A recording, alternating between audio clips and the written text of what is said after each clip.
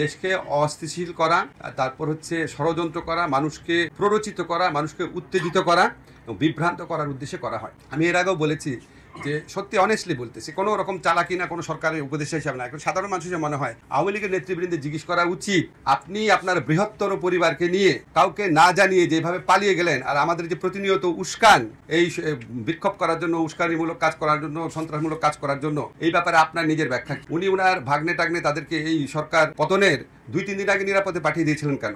উনি আগে উনার যারা নেতা কর্মী আছে তাদের উচিত উনার পার্সোনাল জবাবদিহিতা চাওয়া। আজকে আওয়ামী লীগের নেতা কর্মীদের মধ্যে যদি কোনো নিরীহ কর্মী নেতা থেকে থাকেন, তারা প্রত্যেকে বিপদে পড়ছেন শেখ হাসিনার স্বৈরাচারী ফ্যাসিস্ট শাসনামল এবং এইরকম নিপীড়ন নির্যাতন বাংলাদেশের মানুষকে করার জন্য। তাদের উচিত শেখ হাসিনার সাথে টেলিফোন কনভারসেশন হলে অন্তত একজন যেন প্রশ্নটা করে যে আপনি আমাদের কাউকে না জানায় এভাবে পালিয়ে গেলেন কেন আমাদের বিপদের মধ্যে। রাস্তা ব্লক করে দেওয়া, সাধারণ মানুষকে ভোগান্তির মধ্যে ফেলা, সাধারণ মানুষকে জিম্মি করা, এই অসহনীয় আপনার ট্রাফিক জ্যাম সৃষ্টি করা, আন্দোলনকারীরা যদি এই ধরনের জিনিস অব্যাহত রাখে, আমি মনে করি সাধারণ মানুষের পক্ষ থেকে তাদের বিরুদ্ধে প্রতিরোধ গড়ে তোলা উচিত। কালকে আমি শুনেছি ট্রেনের মধ্যে ইট মেরে আপনার নারী শিশু তাদেরকে আহত করা হচ্ছে। এটা কি ধরনের আন্দোলন? আর আপনি ওভারনাইট বলবেন একটা কলেজকে বিশ্ববিদ্যালয় বানায় দিবে, তা এইচএসসি পরীক্ষা দিব না, আমার রেজাল্ট বদলায় দিতে হবে।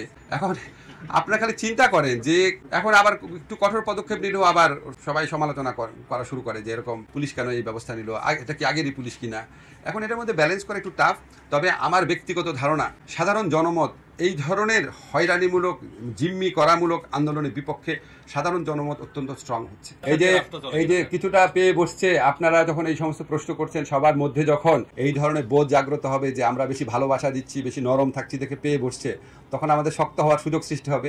শক্ত যখন হব, খুব ভালোভাবেই হব। আমরা মোস্ট এসেনশিয়াল কিছু সংস্কার করে যত দ্রুত সম্ভব নির্বাচন দেব। আমরা খালি জাস্ট এই জিনিসটা চাই না যে আপনার আগের মতো কোনো ভুয়া নির্বাচন হোক, আর এটা চাই না নির্বাচনে বিজয়ী হয়ে কেউ আপনার আবার ভুয়া নির্বাচন করার সুযোগ পাক। এটা ছাড়া আর কোনো স্বার্থ নাই। আপনি একটা যে বিশ্বাস করেন, এই অন্তর্বর্তীকালীন সরকারে যারা আছেন ওনাদের অধিকাংশই যত তাড়াতাড়ি সম্ভব নিজের পেশায় ফিরে যাওয়ার জন্য আগ্রহী।